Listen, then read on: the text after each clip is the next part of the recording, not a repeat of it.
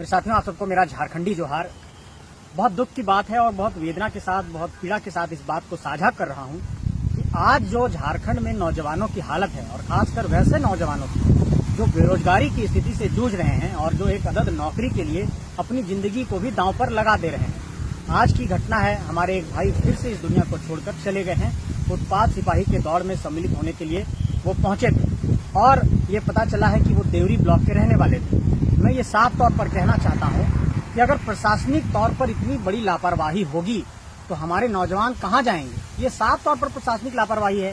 किसी एक व्यक्ति की तो जान गई नहीं। कुछ दिनों पहले हमारे मांडू क्षेत्र के बलसगरा के रहने वाले महेश महतो जी का डेथ हुआ, अभी सूरज जी का डेथ हो गया है। मैं ये कहना चाहता हूं कि हमारे तमाम साथी इसी तरीके से दुनिया अगर छोड़ करके चले जाएंगे और सरकार और प्रशासन की तरफ से कोई मेडिकल की सुविधा नहीं होगी। मैंने जब वहां पर स्थानीय प्रशासन से बात किया तो ये बात सामने आई कि 6000 लोगों को प्रतिदिन दौड़ाया जा रहा है। जब हम लोगों ने आवाज उठाया तो कुछ वहां पर अभी मेडिकल फैसिलिटी, एम्बुलेंस वगैरह भेजा गया है और 4 तारीख तक वो दौड़ लगातार होना है।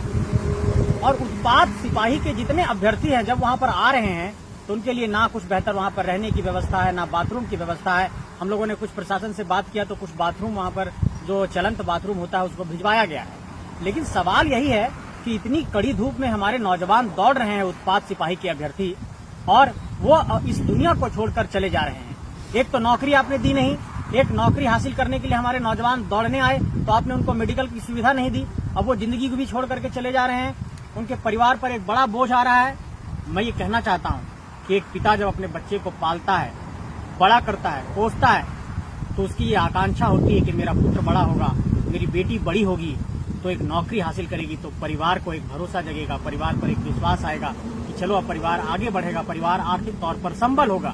लेकिन आप क्या कर रहे हैं, और दुखों का पहाड़ झारखंड के नौजवान गरीब परिवारों पर दे रहे हैं। इसलिए मैं ये कहना चाहता हूँ कि सरकार तत्काल से जहां भी उत्पाद सिपाही का दौड़ हो रहा है वहां पर तुरंत मेडिकल की टीम को दुरुस्त करे।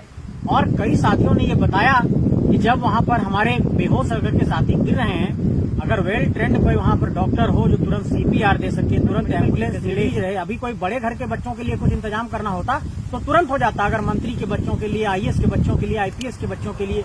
लेकिन चूंकि गरीब मजदूर के बच्चे आकर के दौड़ रहे हैं, भोर में वो लोग 3 बजे 2 बजे रात पहुंच रहे हैं, पेड़ के नीचे सो रहे हैं, सड़कों के किनारे सो रहे हैं, किसी तरीके से वो वहां पर पहुंच रहे हैं और कोई वहां पर सुविधा के नाम पर कुछ खास है नहीं। तो ऐसे में हमारे नौजवान अगर पिसते रहेंगे तो क्यों नहीं आक्रोश जन्म लेगा। इसलिए मैं स्पष्ट करना चाहता हूं कि ये जो आक्रोश है झारखंड के अंदर, ये कोई छोटा आक्रोश नहीं है। और बहुत स्पष्टता के साथ कहना चाहता हूं कि उत्पाद सिपाही के अभ्यर्थियों को